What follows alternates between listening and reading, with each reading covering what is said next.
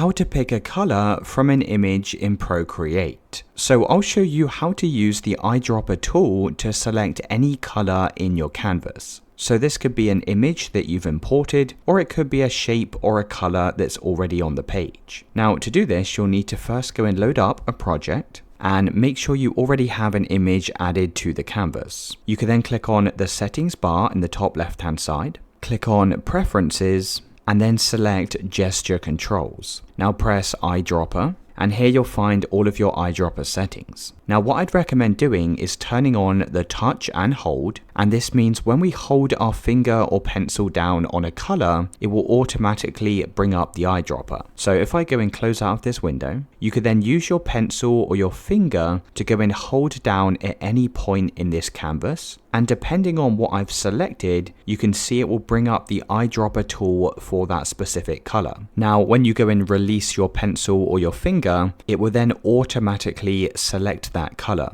So if you come over to the color palette in the top right hand side, you can see this color has now automatically been selected.